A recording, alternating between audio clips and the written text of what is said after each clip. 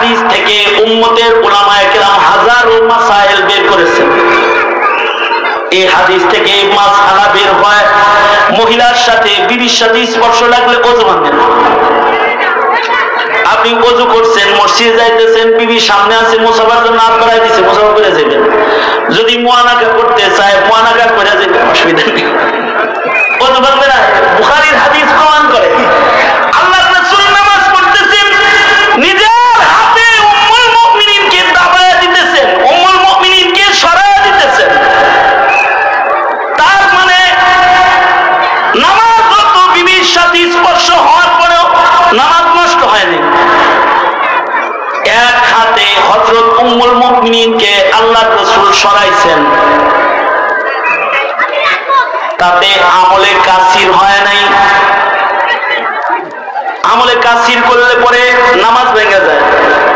আমলে কালিল নামাজকে বরবাদ করে না।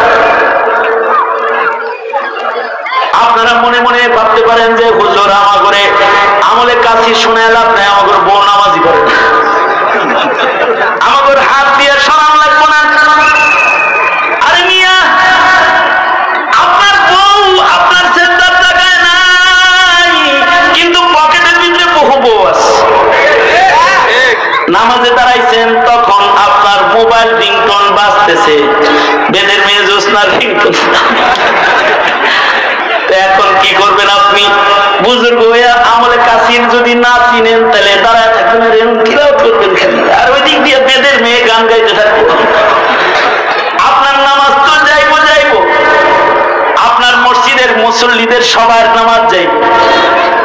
তাহলে বিবি আপনার যায় নামাজে সুখ আর না সুখ, আমলে কাসির চিনার দরকার আছে না নাই? এই হাদিস থেকে আমলে কাসির আর আমলে কালিলের পরিচয় বের হয়। তরজমা দেখা দেখা মাসালা বের করা যায় না, তবে আপনি বের করতে পারবেন না মাসালা। মাসালা বের করতে আমি এমদাদিহার মুফতি সাহেব লাগবে, মুফতি সাহেব এখান থেকে মাসাইল বের করবে।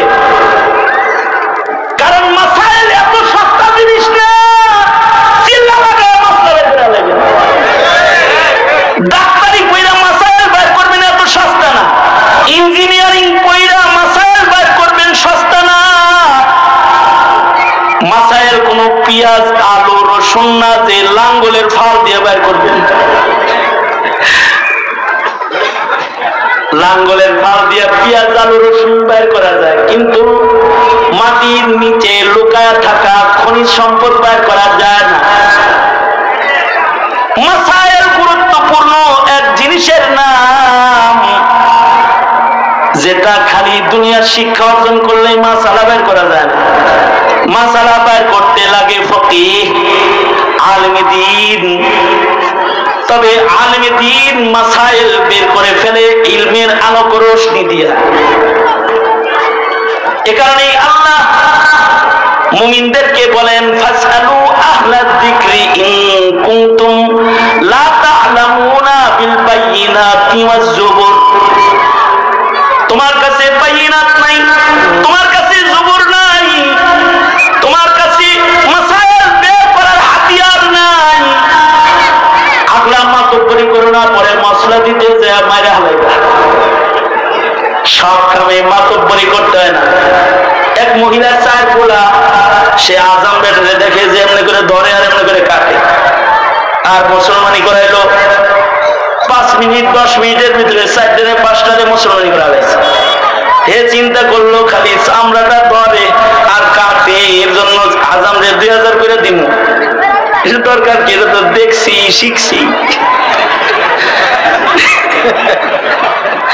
নিজের পোলাগো নিজে মুসলমানি করাইতে, মুসলমানি করাইতে যায় সোনাকে ঢালাইছে। মৌলবীদের মাসাইল বের করা দেখা তুমি যদি মাসালা বের করতে যাও, তাহলে গাজী হইতে যাইবা, কিন্তু খুনি হইয়া কবরে যাইবা। বুঝেন নাই? বুঝলে বুঝেন, না বুঝেন না বুঝেন, বলার কথা বলেছে। তো মাসাইল বের করে এটা সবার কাজ না।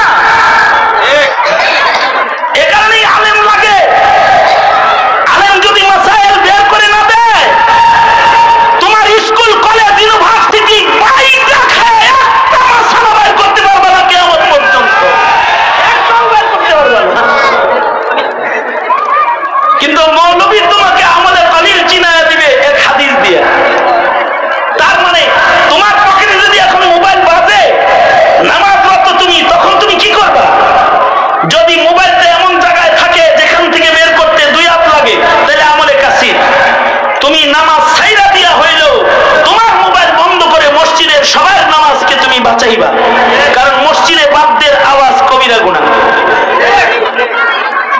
আর যদি এক হাতে মোবাইলটা এক হাতে বাইর করছে, টিপ মারছি বন্ধ হয়ে গেছে, আমলে কালিল, নামাজ নষ্ট হয় না। এক হাতে যেটা করা হয় এটা আমলে কালিল। যদি দুই হাত লাগে, আমি আর একটা আমলে কাসির চিনাই। আমি হতে গিয়ে মসজিদে হারামে নামাজে আমার পাশে এক বুড়া চাচা নামাজ পড়তেছে। এহরামের কাপড় পরা, কাফনের তো পকেট নাই। কাফনের পকেট আছে? কাফনের পকেট আছে? কাফনের পকেট নাই। এই চাচার ছেলে ওনার মোবাইলটা গলায় লটকায় দিছে রশি দিয়া, যেন বাবা ভিড়ে হারায় গেলে যেন কল করে বাবারে তালাশ করে নেওয়া যায়।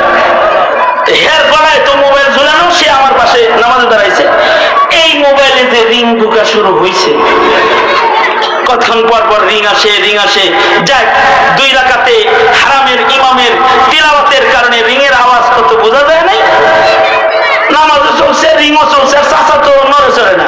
পরে যখন কেরাত বন্ধ হয়েছে, তখন যে বাতা শুরু হয়েছে, আমি তো বিরক্ত, চাচার ডানে বামে যারা আছে সব বিরক্ত, চাচা নিজেও বিরক্ত। চাচা আস্তে করে ফোনটা তুলে কয়, নামাজ পড়তেছি, পরে কল করিস। এই কথা বললে আবার ওইভাবেই রয়েছে, নামাজ পড়তেছে। যাক, এতক্ষণ তো তাও আমার নামাজও ছিল, এইটার পরে আমার নামাজও গেছে।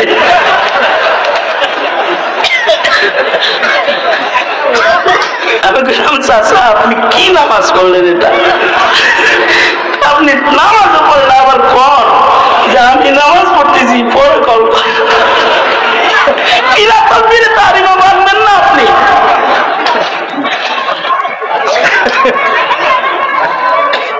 আমি বললাম, হজে আইছেন, চিল্লা লাগান নাই, লেখাপড়া তো করছেন, রিটায়ার্ড পারসন? কয় জি। রিটায়ার্ড পারসন, হজে আইছেন, মাসায়ের এতটুকু জানেন না, নামাজ পড়ার আদত নাই, চিল্লা লাগান নাই, একটু তবলিগে সময় দেন নাই, ইমাম সাহেবের সাথে মনে হয় খালি ক্যাটকেটি করছেন হারা জনম, কোনদিন একটা মাসালা শিখে দেন নাই। মৌলবীদের সাথে আপনার সম্পর্ক ছাত্র আর উস্তাদের সম্পর্ক, যদি একটু ছাত্র উস্তাদ হয়ে থাকতেন তাহলে আজকে ফোন বেড়ে এটা বলতেন না, নামাজ পড়তেছি, পরে কল করিস, এটা বলতেন না। আমলে কাসির ছেলেরা আমলে কাসিরও চিনায়, আমলে কালিলও চিনায়। অবশ্যই এই আমলে কাসিরও নামাজের প্রথম যুগে, নামাজ যখন প্রথম এসেছে মেরাজ থেকে, ওই যুগে একটু কোনো জায়েজ ছিল। এক সাহাবী আর এক সাহাবীরে মসজিদে জিগাইতো, এই কয় রাকাত হইছে? 3 রাকাত। দাঁড়া, বলতো যে 1 রাকাত হইছে, 2 রাকাত হইছে। নামাজের ভিতরে কত কথা কইয়া আবার ও পড়তে হয়, ও পড়তো। পরবর্তীতে নামাজের পরিপূর্ণ মাসাইল যখন এসে গেছে, তো নামাজ ভাঙ্গার কারণের ভেতরে একটা হলো আমলে কাসির করা। আমাদের বাচ্চা মক্তবের ছেলেদেরকেও শিখানো হয়, নামাজে আমলে কাসির করলে নামাজ নষ্ট হয়ে যায়। এবার আপনারা বলেন, শক্তিশালী আমল করতে মাসাইল দরকার আছে না নাই? আরো জোরে আওয়াজ করে বলেন, আছে না নাই? যত খুশু খুজুলে নামাজ পড়েন, যদি মাসালা না করেন তাহলে নামাজে প্যাঁচ লাগবে।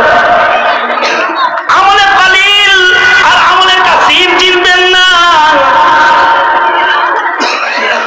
3 নাম্বার কাতারে নামাজে দাঁড়াইছেন, আর 2য় কাতার থেকে একজনের ওযু চলে গেছে।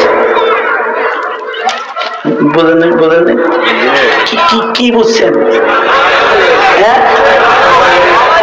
ঠিক আপনার সামনে জন হাওয়ার ছাইরা দিচ্ছে, আপনার সামনে যিনি আছে এর হাওয়া গেছে, চাকা পাঞ্চার। এতটুকু মাসালা জানে সে যে হাওয়া পাঞ্চার অবস্থায় গাড়ি চালান যায়। সুতরাং আমার নামাজ এখন আর চলবে না। আপনারা যখন সেজদায় গেছেন, সামনের থেকে হে লাফায় লুফায় উঠতে আবার উযু করতে গেছে, 50 টাকারটা দড়ি, তাই সে ধরছেও, কিন্তু এর পিছে যে দাঁড়ানো আছে তার মাসাইল জানা নাই। সে সামনে খালি জায়গা রেখে খুব কাইট হয়ে নামাজ পড়তেছে। সে যদি মাসাইল জানতো তাইলে সে বেশি সওয়াবের ভাগটা ধরতে পারত। তার সামনে যে ফাঁকা জায়গাটা হয়েছে 2 কদম হেঁটে যদি সে সামনে চলে যেত, তার এতটুকুন আমলে কালিল দিয়া তার নামাজ নষ্ট হতো না। দ্বিতীয় কাতারে নামাজ পড়ার সওয়াব নামাজরত অবস্থায় সে দখল করতে পারত। আল্লাহু আকবার করে বলে, এই নেকি কম হইল না বেশি হইল? প্রথম কাতারের মুসল্লির সওয়াব বেশি না 3 নম্বর কাতারে? 2 নম্বর কাতারের মুসল্লির সওয়াব বেশি না 3 নম্বর কাতারে? হ্যাঁ, তো সামনে খালি জায়গা ছিল, শুধু হাইটাতে নামাজেও যাওয়া যায় এই কথাটা কোনো মোল্লার কাছ থেকে শিখে নাই, এজন্য সওয়াবটা দখল করতে পারেনি।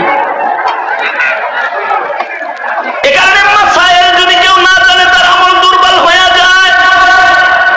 কারণ যদি নিয়ত খারাপ হয় তার আমল দুর্বল হয়ে যায়। রুব্বা আমালিন সাগীরিন তুআযিমুহুন নিয়াহ, রুব্বা আমালিন কাবীরিন তুসাগিরুহুন নিয়াহ। যদি রিয়া ঢুইকা যায় আমল নষ্ট হয়ে যায়। সবচেয়ে বড় কথা, যদি কারোর ঈমান নষ্ট হয়ে যায়, জিন্দেগীর সব নেক আমলগুলো, হায়াতের সব মেহনত বরবাদ হয়ে যায়।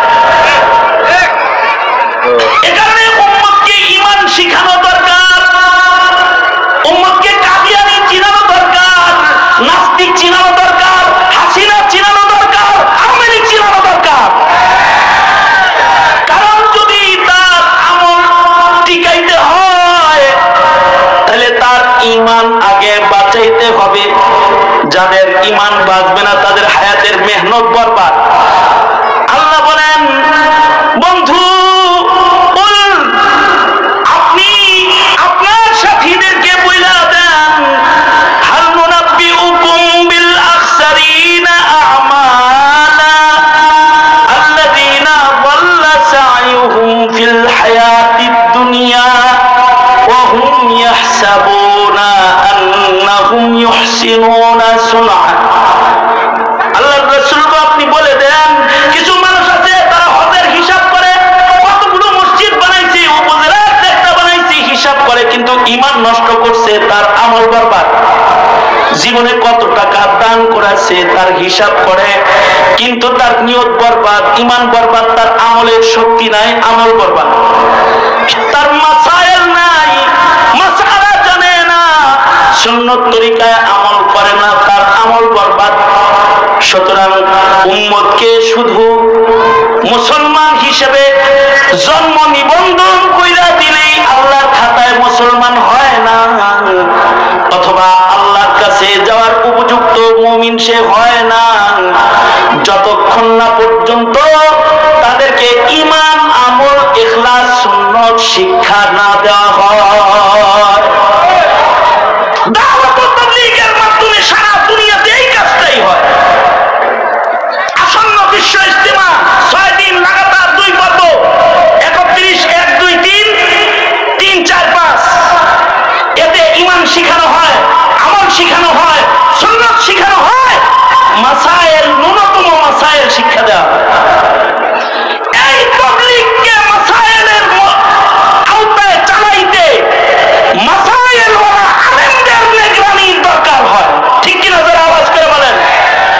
সঙ্গত কারণে তাবলীগ ওই তাবলীগ করা যাবে না যে তাবলীগে মাসাইল ঠিক করার লোক নাই। সুতরাং আলেমরা যেখানে, আপনারা মনে থাকবে তো ইনশাআল্লাহ? কার কার মনে থাকবে হাত তোলেন। কারণ আমাদের ঈমান আমল নষ্ট করা যাবে না, আমাদের ঈমান আমলকে আমরা কবরে নিয়ে যেতে চাই। ঠিক কিনা? তারা আওয়াজ করে বলেন। সোজা করেন, সোজা করেন।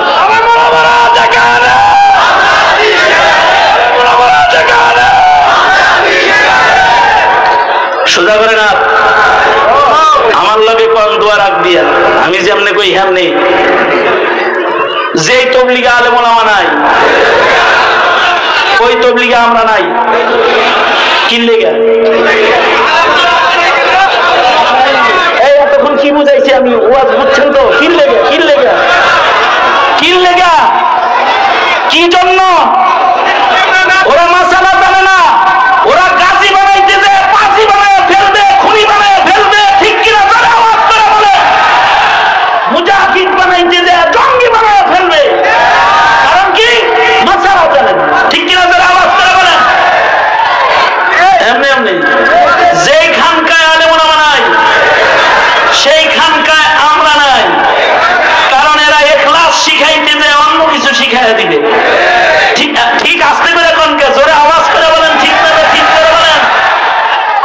এই লাস্ট এন্ড ফিনিশিং কথা এটা, সেটা হলো যেই রাজনীতিতে আলেমের সমর্থন নাই, লাঠি মারি ওই রাজনীতির চৌকাতে বারবার বারবার বারবার বারবার। কারণ হলো আলেম সমর্থিত রাজনীতি ছাড়া শাহজালালের মাটিতে নাস্তিকতার চাষাবাদ করা যাবে, বেঈমানির চাষাবাদ করা যাবে, ইমানদার মুসলমান বানানো সম্ভব হবে না, ঠিক কিনা তারা আওয়াজ করে বলে? সুতরাং ওই রাজনীতিতে আমরা নাই, যেই রাজনীতিতে এদেশের আলেমদের সমর্থন নাই। বিগত দিনে আওয়ামী লীগ আলেমদের সাথে ধৃষ্টতা দেখায় যে বেআদবি করেছে আর যে ভুল করে দেশ থেকে বিতাড়িত হয়েছে, সামনে যারা রাজনীতি করতে আইবেন, বুঝা শূন্য রাজনীতি করতে আইসেন, আলেমদের সাথে তামাশা করে রাজনীতির কথার বই নিয়ে সুন্দর সুন্দর শিখানো বই নিয়ে মুসলমানের মাটিতে রাজনীতি করতে আসবেন না। যদি ধোঁকাবাজি করেন, হাসিনার মতো আপনাকেও তারা বিদেশ পাঠিয়ে দেওয়া হবে। এটা হলো শেষ কথা। সুতরাং এদেশের আলেমরা যদি আপনাদেরকে ডাক দেয়, আপনারা যে কোনো পরিস্থিতিতে, যে কোনো সময়ে, যে কোনো ভূমিকায় অবতীর্ণ হবে। এই আলফার যুবকদের আয়োজনের ডাকে সারা দেওয়া যুবকের কাফেরা, কিশোরগঞ্জের মধ্যে মুজাহিদের কাফেরা, তোমরা রাজি থাকবো তো ইনশাআল্লাহ?